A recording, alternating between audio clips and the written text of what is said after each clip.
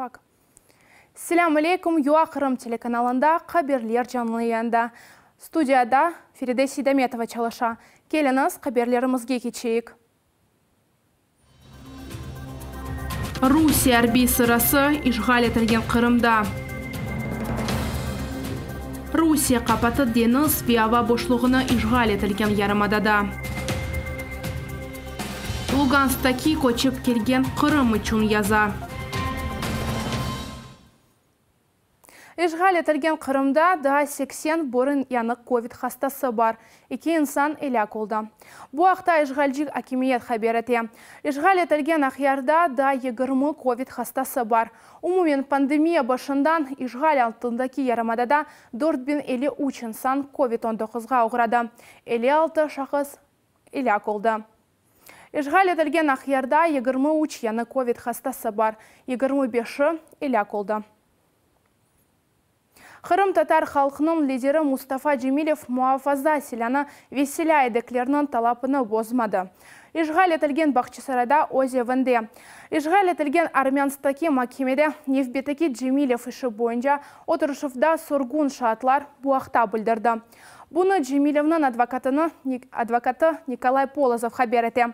Шатлар арасында тышышлер назирлігінің сабы хадемы Делевер Сулейманов.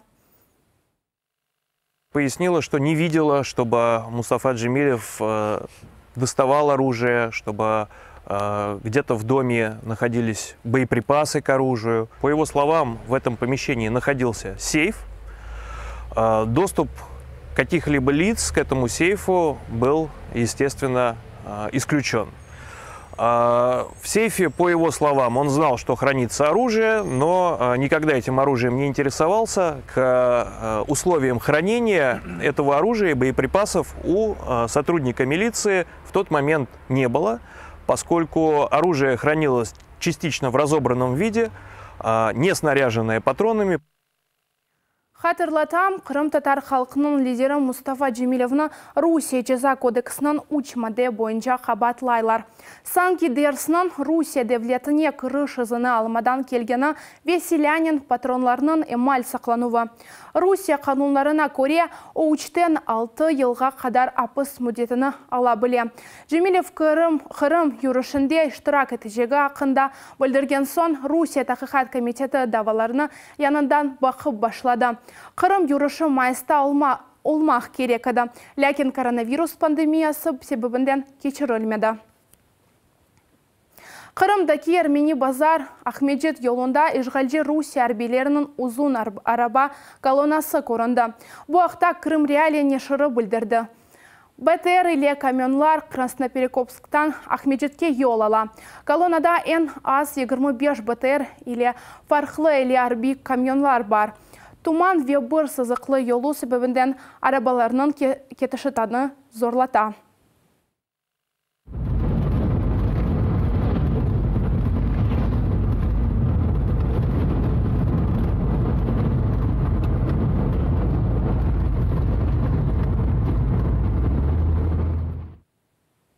Ишғал етілген Ярымаданың топрақларында Русия тарафынан Кавказ 2020 арби тәлімдер кечірмекте. Русия Мудафа назирлігінің сөзлеріне көре, анда 80 бинге шақыс іштірак етежектір. Русия ишғалыны кечіргенден сон Қырымда веқара денізде мұнтазан арби тәлімдер кечмекте. Украин баш табында Русия арбилерінің әрекетлеріні ұқықсыз деп сая. Русия ишғал етілген Қырымда бұтун денізні виава yollarını қапатты. Себеп НАТО истибат учақлары вегемелері тарафындан сөзде провокациялар олды. Ишғалжілерінің әрекетлерінің қанунсыз яда йоқ, меслектешім Ирина Сорока біле. Русия арби кемелері ишғал етілген Қырым янында Қара Деңіз келісі бойынша ерліштіріп, Ярымадаға бұтун деңіз ве ава кечелеріні қапаттылар. Ишғалжілер НАТО учақлары ве кемелерінің тарафындан провокациялар себеп болғанына айталар. Бұны оперативная линия ишғалжі телеграм-каналында Русия Федерациясы силялы күбетлерінің ребері генерал Сергей Рудской білдірді. Яны яратылған манергеннің yolu ишғал алтындаки Ярымададан Кавказның Қара Деңіз келісіне қадар узана. Black Sea интернет нешірінің баш муарира Андрей Клименко улай атқан вақиялар хақында ilk мәлімат бергенлерден бірідір. Анлата ки, ич олмағанда Русия Нафтекс халқара система вастасының орбиталемлер кечірілген бөлгелер қапалтылажағыны ақында хабердар етмек керек еді. Не қадар вақыт девам етечегіні бүлдірмек керек еді. Ама Русия бұтын қайдаларыны көрмеймезлікке ұрды, дей Клименко. Мальчиш-плохиш. Робить, щоб створити перепони для морського судноплавства або створити ситуацію, щоб інша країна не могла в тих самих районах проводити свої навчання. Клименконың білдергеніне көре, тәлімлер девамында Қараденіз акваториясының 40% тижерет емечілігіні üçün қапалы. Для світової спільноти свобода судноплавства комерційного – це в одному ряду зі свободою слова. 2014-2016 senelері devamında Ukrayn Deniz Kuvvetlerinin komandanı vice-admiral Sergey Gaydun'un anlatkanına göre arbit alemler keçirilgende olar keçirilgen yerге keçекler kapatılay bile. Зачасту військові проводять, наприклад, навчання з використанням ракетної зброї, артилерійської зброї, зенітно-ракетної зброї, які є небезпечними для цивільних суден.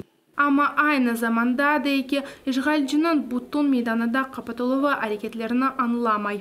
Закриваються не ті райони, де безпосередньо проводиться навчання, а закривається повністю, створюється цей так званий навігаційний рубіж, який заперечує повністю все судноплавство. Onun айтқанына көре, бұл тәлемлеріні кечіріп Русия дегер мақсадыны кезлейджек ола. Сабық командан белки де Русия işgal етілген ярымада тарфындан уджум етмеге азырланады. Що блукає в інформаційному просторі, це відкрита компонента навчання Кавказ-2020.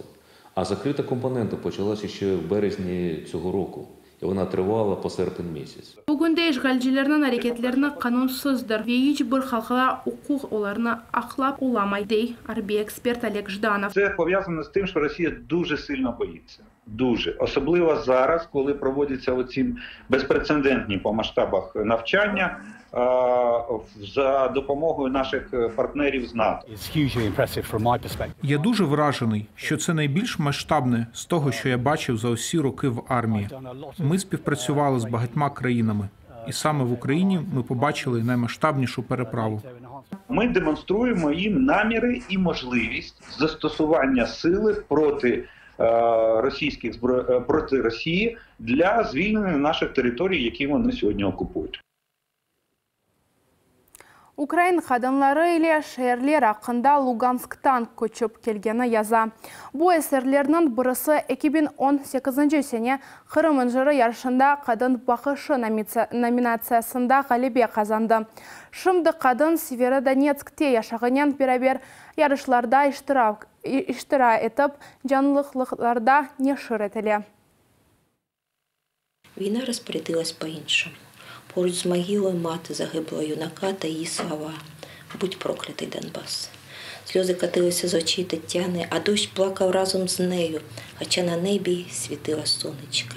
Yazıcı Olena Kladova eserlerinden bir parça okuy. Erdem yazmağa sevgenini ayta. Edebi yarışlarda ise işgal etilgen Lugansk'tan Severodonetsk'ga көчкен сон башлаған. І всі казали, що все це вже йди, доробляй до пенсії і все. А у мене, як кажуть, відкрилось друге дихання. Приїхала до Сєвєродонецька і спробувала писати на різні конкурси, літературні, змагання. Кореспондент застерігав суспільства та духовництва курортних селищ, таких як Ялта, Лубка, Каря, боротися з лихом провідництва та всіляко оберігати населення від цієї зарази. Bu kadının 2 yıl evvel Kırım İnciri yarışmasında galibe kazanған eserinden satırlay. Ne sır eserini 2,5 ay içinde yazған. Написала я твір, який називається «Про що розповіли листи Насими». Насима – це жінка, вже літня жінка, і вона приймала у себе в Криму у Євпаторії молоду дівчину Олесю з України. Листи, 8 листів, вони були названі прислів'ями кримсько-татарськими, і в них розкриваються різні аспекти кримсько-татарського життя. Bu yazıcının o vakit alğan mükafatı. Olana dey Kırım hakkında yazı. Çünkü anda olmak pek sevedi. Hem de Kırım tatarlarga da büyük hürmet duya. Це краса природи, це дуже добрі традиції, це народ, який поважає і своїх батьків, і ремесла, і релігію. Bu günleri kadın bu senenin Kırım incirine davet aldı.